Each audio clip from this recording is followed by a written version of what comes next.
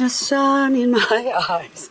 Well, I just been back from a sort of a semi-holiday again. It's not really a holiday because I am looking for somewhere to house my babies where they won't be affected by the frost. The frost!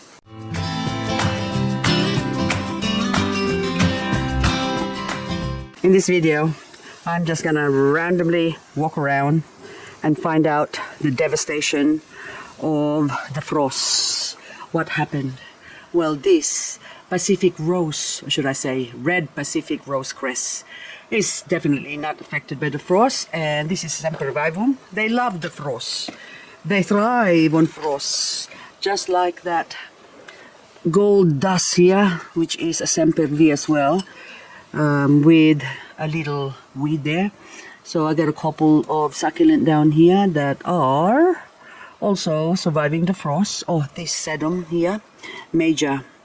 This is actually nice, the way that sort of hangs down. So this is in the shadows, so that's why it's a little bit green. And this one here, what are you? Sedum Dasyphilum minor. So minor, major. Look at the size. So that's definitely minor, as in mini, and major, as in major big. So this is my Haworthia section. They're down below the shelf where it's cold and must be freezing down there. So I wouldn't want to be my Haworthia right now. So I've already actually placed them here before, and I've taken them away, and then now I put them back again. Hang on, I'm gonna go over here. And as you can see, they are all surviving.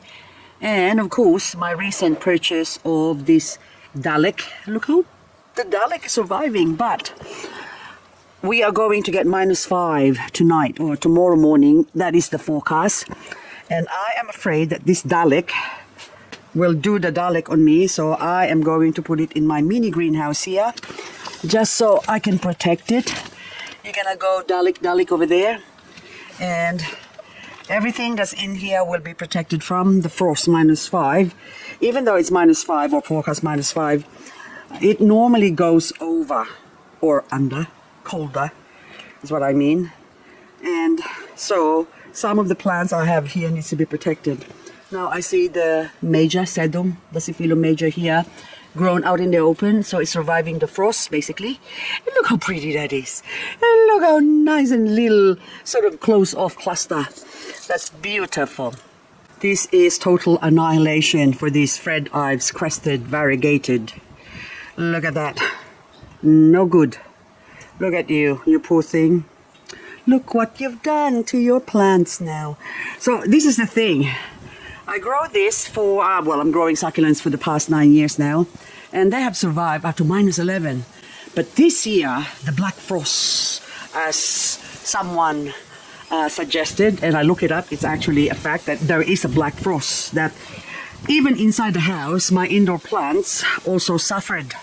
So this one's was really, well, this is Margaret Rose. This is a really, also known as Norma, by the way, Graptoveria Norma. This is a very frost-hardy plant, but now it's being affected as well. Although it has survived, yet this is the first year I've seen it with damage. And of course, Lola has survived, but look, there's little striations, marks on the leaves to indicate that they too feel the cold. Now my Echeveria curls are definitely not frost hardy. Look at this. So these are just babies that are, or should I say cuttings that I've taken out from my mother plant. But the mother plant's gone as well. That sort of suffered from the frost this year. And this baby that I grown from 2 years ago, and last winter they have survived the frost in this area. But this year that's gonna, maybe I could still save them, but I'm sure the stems are looking a little bit cooked. But look at this baby here. Look, what are you? Look at that baby there, surviving the frost basically. Look at that, still growing. I don't know what you are, but you can stay there. The intergeneric hybrids, Sedivaria Pats Pink. I've always known that this thing is only up to -4. Any colder, that's what happens. And of course, black frost, it's even worse. Oh, little panda, hello, my cute panda face. This is actually, I'm surprised you are frost hardy. And also Anakamseros. You are not frost hardy. Well, this is sunrise. This is supposed to be frost hardy, but look what happened to it. There's a little bit of life in there still, but those ones is an indication that did not survive the frost this year. So specifically the frost we had this year was a strange one. So it's probably strange weather all over the world. We are experiencing weather that we've never had before. So I don't know what's going on. And of course this Ionium looks shocking. Nothing I can do about that because they're quite big plants and I haven't got anywhere to put them. So they too have been, I don't know if you're gonna die or whatever, but I have a plan. So from all this devastation to this beautiful, beautiful place. This is my new playground. Welcome to Wagga Wagga, New South Wales' biggest inland city, located on the banks of the beautiful Murrumbidgee River, in the heart of the Riverina Food Bowl, where temperature is a lot warmer than Canberra, a more idyllic place to grow succulents. I'm going to be a caretaker for this property, and of course there's 14 shapes in here to keep the grass down. So this is going to be my job to look after some sheep. Hello, we're gonna do some bondings later on, aren't we, eh? Hey, you're gonna like me. I'm gonna bring you some presses. Got some goodies for you next time I'm here. You're busy eating. They're still a bit weary about me, but you'll get used to me and you're gonna love me, hey? Hey sheep, look at them. And they have a little house over there, which is actually a chook house. So this is the chicken coop, or the chicken chook house. We call it chook house here. And this is where the sheep actually sleeps at night. They're good when it's raining, especially. They come in here and they go huddle up together over there. So it's so cute when I go in because they line up.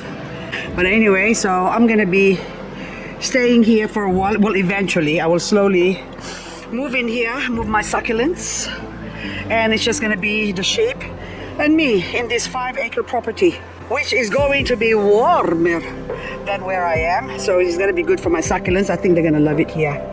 But anyway, that's gonna take me a while to do that. But in here is supposed to be, I can put a vegetable garden here or something, but I have to fence this off. So that's something I have to do in the future. And as I progress along my journey in this new place, I'm gonna get to share with you guys what I'm gonna be doing.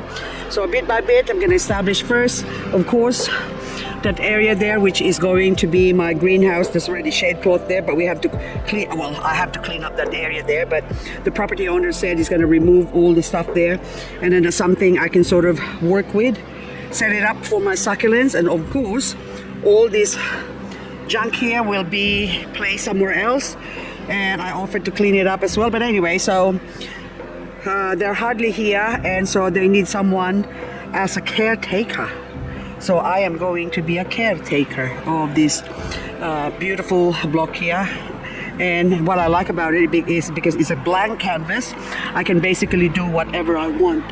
Of course, I have to ask permission first, you know, tell them what my plans are before I do anything. But otherwise, I get free hand on this place, as long as it's an improvement and I don't wreck anything. And also these ones here, those trees with no leaves right now, they're all, this is like a mini orchard, they're all fruit trees. So I'm keen to find out during, well, maybe it'll be summertime, see what fruit they've got. So apparently one of them is cherry tree, pears and nectarines, all that sort of things. So anyway, maybe as I come here and start cleaning up, I will show you the videos. So this donkey tail, look, it's all dead, even though it's in a protected area. My burro's tail is okay up here, maybe because it's getting sun up, but this is now a good nudge for me to look at other places. Unless I install a glass house for my succulents, I don't see any hope in growing, say, Ioniums. I really love to grow Ioniums, or even the pink witch. My pink witch is now gone, but anyway, hopefully I can grow them again in the new place. but this is going to take me a while. So this morning glow, look what happened to it. Oh, very, very bad. So I think a change of scenery is due.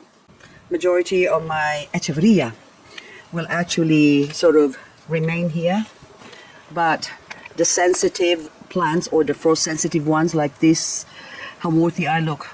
That has how many years it has survived in there in that spot, and this year it's cactus. Cactus means another word for DED. Now it's death to the Ionium. And that one, the fairy wings, has survived. Hello, you're hiding in there, and I'm gonna keep you there. So this is Ionium fairy wings here. But it's just heartbreaking to see so many plants that have suffered. But it is also encouraging to find out or to know that there are also a lot of succulents that has endured the frost, the bad frost. So I will keep them. So this one did not endure. So I don't know what you are, but the ones that have suffered, I am not going to grow again. And the ones that have survived, like this beautiful baby here, Romeo and Striata, I don't know if you're going to survive still the next frost, because you weren't here when we had that -8 black frost. But the lithops and canopythum were here, and so as this one, where are this one, like stone plants, Nananthus marginantiferos. And look at the baby toes. Survived the frost magnificently. Look at that, they're even growing, and beautiful wing. Okay, this one also was exposed to -8. And this was a gift from AH Succulent, this kind of Python Bulgari. Look how cute that is now. It has grown. Isn't that beautiful? Look at you, it's so cute. Look at that lips, hey, gorgeous. Look at carp lips. Nice, thick, kissable lips. And even that one, look, there's babies popping out of there. So they are very, very frost hardy. And this one here, look at that, cute. I love stone plant. And also these ones, I haven't watered this, the Andromiscus. Oh, that one needs watering, but I can't water it tonight. Or tomorrow after Wednesday, it's actually, what day is today? It's Tuesday, so Wednesday morning, I will give you a drink tomorrow after the frost. Now this trot planter here, I am impressed with the plants that's in here, because look at them. So even this one, the Shaviana, the outer leaves are all damaged, but the inner leaves are okay. Corallina, look at all the babies on the Corallina. It's growing really well. So everything that I place in here, this is all out in the open, and they have survived. Even that cotyledon cuttings, they're growing. And Crassula, I think undulata, silver waves, variegata, that sort of rhymes the name. They all have survived as well, so I'm really impressed. So I like this trout, and hopefully in say 6 months time, this is going to be really, really thick and healthy. So anyway guys, I'm going to tell you a story. I got offered a farm, and the weather is warmer. I spent a week there just to find out how cold it is, and I've been comparing the temperature from here in Canberra to the new place. I still have to work on the greenhouse. I have to, well, the owner's going to empty it out basically, and then after that I'm allowed to do my magic. So I'm like a caretaker on this property. So he's mainly always away, so he's hardly there, and so he wants me to basically look after a lot of what do you call this? Well, the place basically. He's got some sheep, as you've seen. So I said it's probably not going to work because of the shape, because I can't put plants and stuff like that around the area. I want to improve basically the area there, but a lot of the plants I'll be putting in there will be in pots. So just in case I get kicked out, I can easily transport them back to wherever I'm going, back to my house. I don't know what happens in the future, see? So, but for the meantime, I have this offer for at least a year and a half that I can use that, and maybe I'll have also an option to buy it later on. So that's what the deal was, sort of enticing a little bit. But as to whether I go through with it, I don't know at the moment. So I will keep you updated. And of course, when I don't upload videos, it only means I'm out there preparing the place, basically. So I'll be bonding with the sheep and whatever else that I have to do there. It's quite a big block, and also I'm getting excited the fact that I've always wanted a farm. And of course, although I'm just a caretaker there, I can basically store a lot, or create a lot of things, with the option of some will stay put, my creation, and some might go with me when I go. So it depends how it pans out. But anyway, look at this beautiful Orion now. Isn't that gorgeous? See, that's frost hardy. And tonight, well, tomorrow morning, you're going to experience -5. And I'm sure this one will survive. You will survive. So, oh, look, this one. I was meaning to take a cutting of this cotyledon, and I kept forgetting. So it's time to, well, it was due a month ago, to take cuttings of this and basically grow it. But then no, I can't, because this one is gone all wrinkly. So it's best to take cuttings when they're at their prime, like plump like this one. Because if you do take cuttings now and the situation is like that wrinkly, they don't have enough liquid or juice in them to survive growing the roots. It's gonna take about at least a month or 6 weeks to grow roots and get it ready for spring. But the minute it warms up, this is going to go dormant. I bought this sedum stallii a couple of months ago, thinking I have killed my stallii. And so this one now, they're just falling off. But anyway, they need to be trimmed and basically propagated. So I might still do that if I don't forget, because you know I keep forgetting things. I got too many things on my mind, so I don't know whether I'm coming or going. But this stallii is sort of skinny, but it's so beautiful, the color. But they're like little berries that you want to chomp down. But I found my stallii. They're here. I didn't even know they're here. I just overlooked it. I kept walking past it every day just about, and yet I don't notice it because I have so many plants. But look at the size compared to that other one. So, but it's not as colorful as the little one. So maybe it's a different variety or strain. But anyway, this one is nice and fat, which actually make me think it might be a cherry dunk or something like that, but it's not, it's a stallii. Hello, Kali argentea. You're also dead, I think. Look at that, it's all black. I don't even want to touch it because they might just fall apart. But anyway, I don't know if that will survive the winter, but this is what I'm impressed with, my little lithops. That one is all limpy right now. But the rest of it is like really healthy. Look at that. And so I know that they can survive -8 black frosts and they're still alive. So come to think of it, there are a lot of succulents that have suffered the frost this year, but there's also a lot that has survived.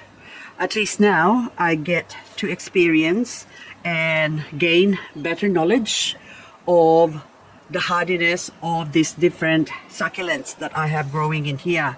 So anyway, at least even the babies, look, they have survived. And then certain portions or certain areas where I have, say, the Ionium growing, which is not frost hardy, and yet these ones here, cuttings that I've taken a few months ago, have survived the frost. So that's actually surprising. Now this Crispate Beauty here was grown from a leaf. And now I don't know whether this is going to be a stronger plant when it grows up. When I grow up, I want to be whatever. But anyway, so this one also got some funny shape. So, and it's still alive. That's the important thing. So maybe I'm yet to get a hybrid out of that or a different form of Crispate Beauty. So overall, I am quite happy with the survival of my succulents. Now, anything that died, as I've mentioned before, is not worth having, well, for me anyway, at least. And the ones that sort of died, like this Hepburn here, will I get another Hepburn? I think I've got a Hepburn behind me that has survived, but this one, I think, is death by powdery mildew. But the rest of the gang here, they're alive. So this is a plant haul a few months ago, so that is Ben Buddy's variegated. It's quite a strong plant as well. So of course, this gorgeous, gorgeous Derinbergii variegated. I can't tell anymore which one is variegated and which one is normal, because I put in, I think, I don't know, maybe those two, but I can't tell anyway. So this is just going to be standard Darin Bergii, and look at this Ronyoni, still putting out babies even though it's cold. And so anyway guys, that's all I've got for this video. So now you know what's happening. I will still continue to upload videos because I'm gonna be here. But oh, I've got a bird, I think nesting, looking for something at the back there. I can hear some rustling noise. Yes, hello birdie birdie. Anyway, I'll leave you alone there. But anywho, the Romeos, of course, is one very, very strong plant. So Agavoides is definitely worth keeping.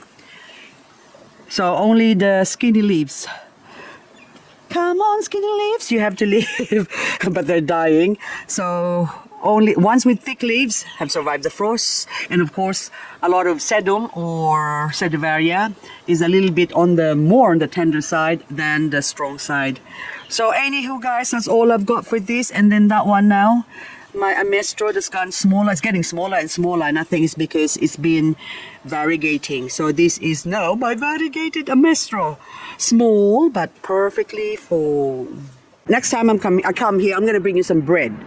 And when I bring you some bread, you're gonna like me a lot. You're not gonna be scared with me, especially you. What's your name? Can I give you a name? Hey? Or you tell me your name. I'm gonna call you Hey. You got hey in your mouth. Hayla. Hayla. Hayla. But you don't like that, okay? I have to think of all names for the shape.